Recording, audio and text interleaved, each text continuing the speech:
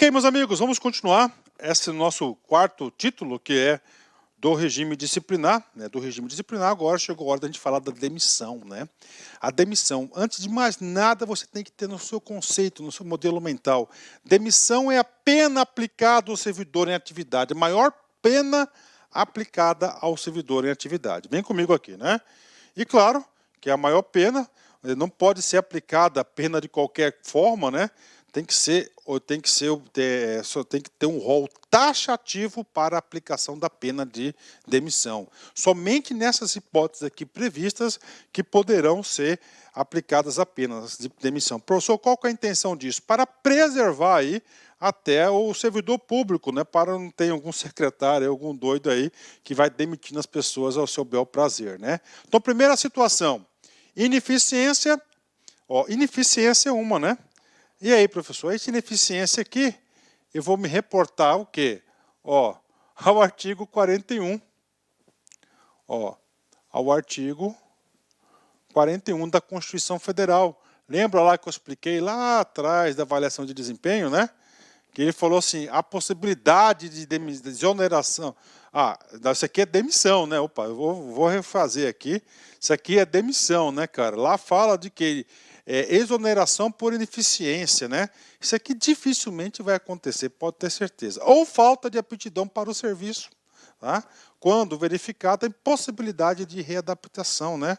Olha aí, impossibilidade de reabilitação. Essa readaptação, isso aqui é um monstrinho, esse reabilitação aqui é por limitações, tá? Limitações físicas, né? Ou mentais, né? Lembra disso? Tá aí. Mas difícil aplicação na prática aí, esse inciso 1, você demitiu um cara por isso, né? Tá? Demissão é a punição, né? Ok. 2, vem comigo. Indisciplina, ok. Ou insubordinação grave ou reiterada, várias vezes, né? Bacana, ok.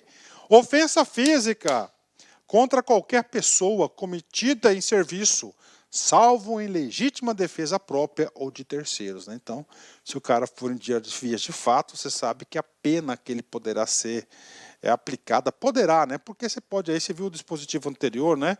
Que daquela pena mais grave, demissão, mas o cara é um santo, lembra? Então, ele pode ser aplicado a pena dele aí de suspensão. Então, se o cara for em vias de fato aí, no mínimo, uma suspensão ele deve ter carimbado nas costas, né? Vem cá. Quarto, abandono de cargo em decorrência de mais de 30 dias de faltas consecutivas, né? Então, esse aqui é o abandono de cargo, lá do artigo 26, né?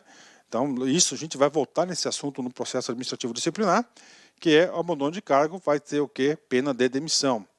Ausência excessivas em serviço em número superior a 60 dias intercalados durante um ano. Ou você tem 30 dias direto, ou em um ano, 60 dias intercalados, pena de demissão, né?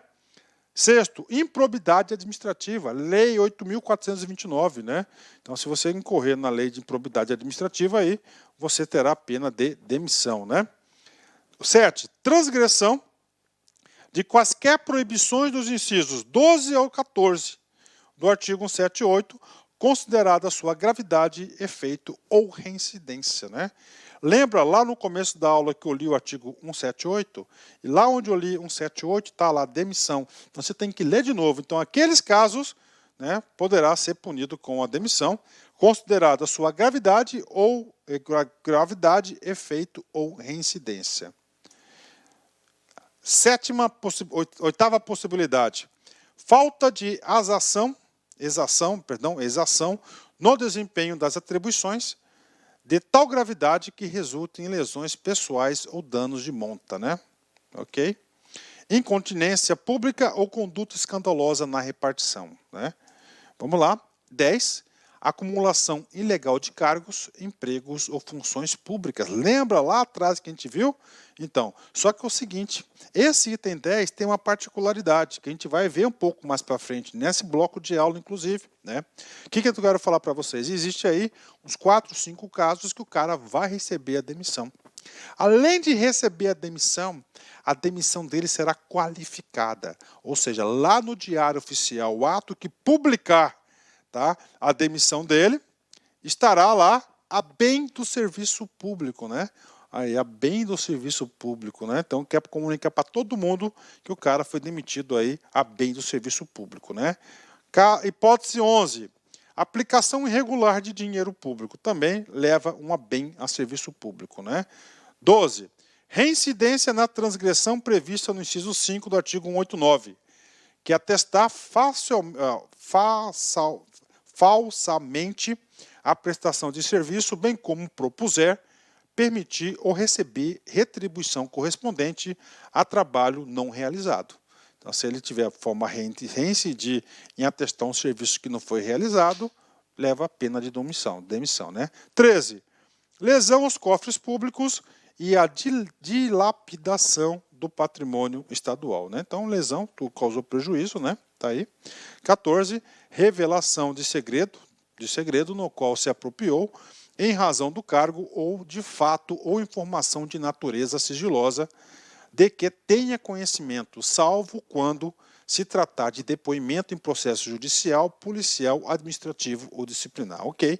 Então tá aí para a galera. Então lá na frente do processo judicial, administrativo, policial, ele pode falar a verdade, né? Vamos lá. Hipótese 14, corrupção passiva nos termos da lei especial, que é a lei do Código Civil, Código Penal, né? Exercer advocacia administrativa, inclusive é um crime lá contra a administração pública, advocacia administrativa, você está lá trabalhando na administração e está defendendo interesses de terceiros, né? Então isso é um crime também. 17, prática de outros crimes contra a administração pública. Então essas aqui são todas as hipóteses taxativas que vão ensejar na demissão do servidor, né? Parágrafo único. A demissão será aplicada também ao servidor que, condenado por decisão judicial transitada e julgado, incorrer na pena na perda da função pública na forma da lei penal, né? Professor, explica para nós aí. Tudo bem, ele está respondendo um processo criminal. Está lá, está em tramitação, tá? E o juizão aplicou a pena de quê? A pena da perda da função pública. É previsto? Claro que é previsto. Aí, neste caso, transitou em julgado lá, não cabe mais recurso, você vai ser também demitido aí também por força do parágrafo único do artigo 191. Bacana? Fechou. Artigo 192. O ato que demitir o servidor mencionará sempre o dispositivo legal de se fundamentar. Então, sempre tem que ser fundamentado, né? Não pode ser sem fundamentação, porque se não for fundamentado, ele pode até derrubar essa decisão. Artigo 193, tá? Atendendo à gravidade da falta, a demissão poderá ser aplicada à nota a bem do serviço público. Olha aí, a chancela da demissão, né? A qual constará sempre no ato de demissão fundamentado dos incisos 10 a 14 do artigo 191. Ah, professora, isso aí é aquele vermelhinho que acabamos de ler? Exatamente, a chancela aí, né? A chancela da bem do serviço público, né? No fundinho aí também quer dar uma constrangida no servidor público, num cara aí que foi irregular, né?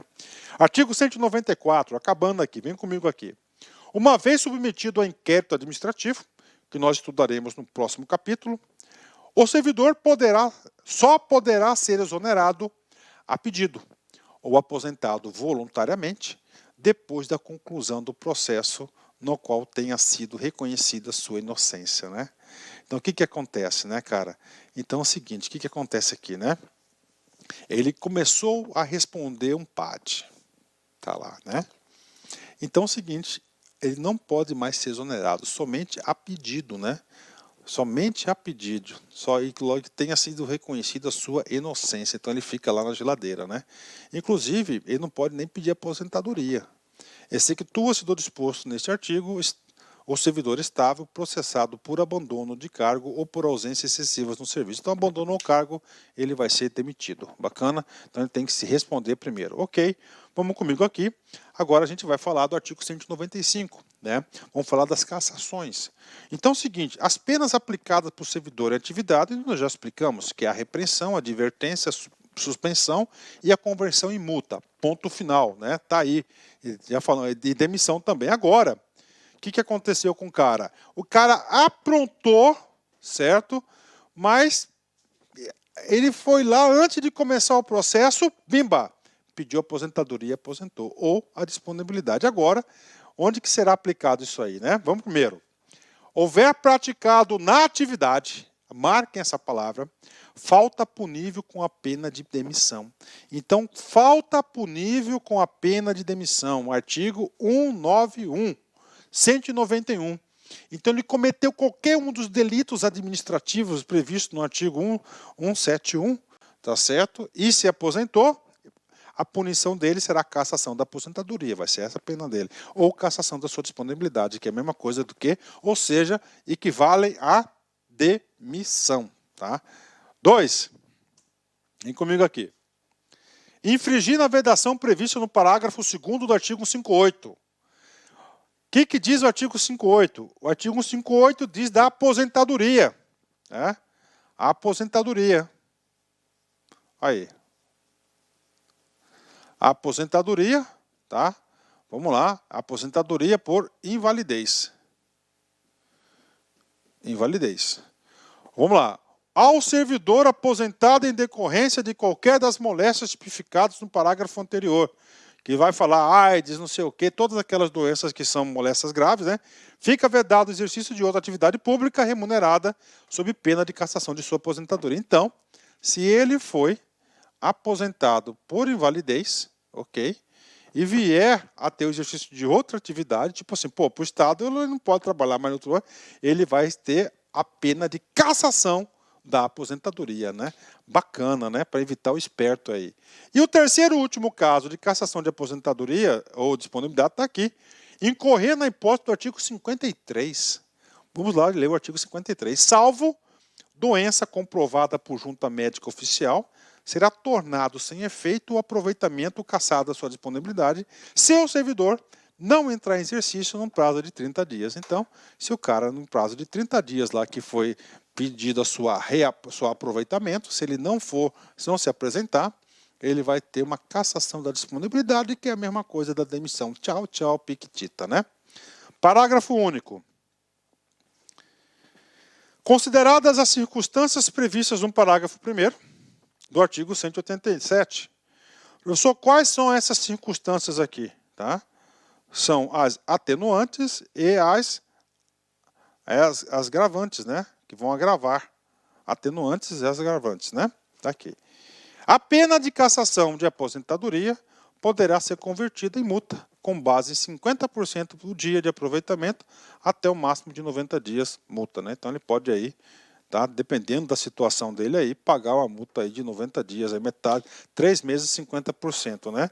Então aí é uma amenizada para o aposentado, né? Ok. Isso se o cara for santo, né? Artigo 196. Aplicação das penas disciplinares são competentes, né? Ou seja, claro, todos os estatutos dizem isso, né? O estatuto tem que dizer claramente quem que é competente para tal. Por exemplo, demissão, cassação de aposentadoria. Cara, demissão, quem que é o responsável pela nomeação? Quem que nomeia o cara? Não estou falando do termo de posse, né? Nem entrar em exercer o exercício. A nomeação é um ato governamental do GOV, né? Então, demissão está aqui, ó. O governador do estado, em qualquer caso, 2 pontos, qualquer caso, repreensão, suspensão, demissão, cassação, etc., né? Os secretários de estado, os dirigentes de autarquias e fundações do direito público, né? Titulares dos órgãos diretamente subordinados, até suspensão e multa limitada a 30 dias. Então, acima de 30 dias e demissão, cassação, só GOV. Só GOV. Claro que tem que ser o GOV, né? Por quê? Porque ele é o agente político aqui, né? 3. Titulares de órgãos diretamente subordinados ao secretário de Estado, dirigentes de autarquias, de fundação de direito público, suspensão até por 10 dias, né? Titulares de órgãos de nível de supervisão e coordenação, suspensão até 5 dias. E os demais chefias, no caso de repreensão. Então, se o superior hierárquico imediato, lá embaixo na hierarquia, ele só pode aplicar repreensão para vocês. Isso cai muito, presta atenção, você vai ter que vincular isso aqui. GOV todas. Então, demissão só GOV, né? Então, isso aqui que diz o artigo 197, 6, né? 197, prescrição, né? Aplicação das penas. Essa prescrição é diferente daquele do direito de recorrer, de requerer, tá? 187 é aquelas 7 penas, né? Prescreve, né? Então, por exemplo, né? Em 12 meses, a pena de repreensão, né? Então, você chegou atrasado no serviço. Olha o efeito prático disso. Cara, você vai ficar com um negócio na mão por a vida toda? Não. O direito não acolhe aquele que dorme, então você tem que agir. Isso aqui quer que a administração haja sobre a situação irregular. Então é o seguinte, ó, pena de repreensão são todas as hipóteses lá do dever, aqueles 14 deveres, 12 meses. Se não pegou, não abriu o processo, prescrição, não pode fazer. Isso aqui não pode mais ser, você não pode responder mais por essa pena, né? É diferente da reabilitação. Reabilitação são 10 anos, né? 2. 24 meses as de suspensão e multa e de demissão por abandono de cargo e por ausências sucessivas do serviço. Abandono de cargo, 30 dias. Ausência sucessiva, 60 dias em 1 ano. 3. 5 anos para de demissão, cassação de aposentadoria, cassação de disponibilidade e destituição de cargo em comissão ou em função gratificada ou equivalente. Então, nós temos aí demissão, aí, as 2 cassações, 5 anos. 3 prazos, tem que saber. 12 meses, repreensão. 24 meses, suspensão, multa, demissão por abandono de cargo ou por ausências sucessivas ao serviço. E, finalmente, 5 anos, a demissão, cassação, né? Fechou, né? Parágrafo 1º. Vem comigo.